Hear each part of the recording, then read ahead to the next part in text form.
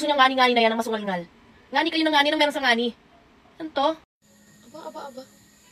Inaano ko ba ng mga ngani bayan na yan, ha? Ikaw ay pinapakaimanan? At para sabihin mong ganyan, ha? Mga sasabihin mo pang susungal-ngalin mo kasi yung nagpauso. Hoy, babae, para sabihin ko sa iyo, hindi yan pinauso.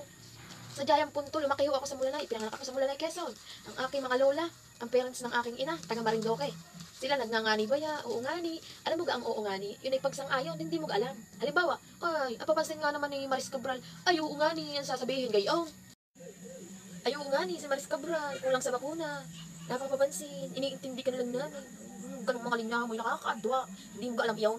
Ay, nakakabasto sa mga taga Marindoque nyo, at saka mga taga Bicol, at saka taga Quezon.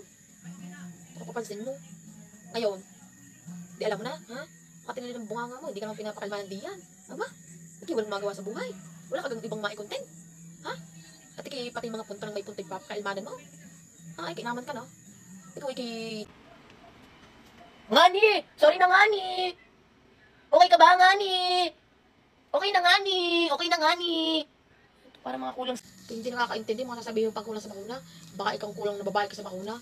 Pumunta ka din, malaman mo kung sino ang kulang sa aral. Napakapapansin mo. Iniintindi na lang namin kayo. Baka kulang kayo sa turok, ganun. Mga ganun bang bagay. Alam mo kami nagpapaintindi sa'yo, sabihin mong iniintindi mo lang kami. Uy, tigil sa pagsungal, baka bungang masungal. Sa bakuna. Tutulong na lang diyan. Yung magaling pa. Hindi pa ganyan-ganyan. Eh sa susunod, huwag mo nang uulitin ng ganyan. At baka ikay madalas sa rapi tulpo.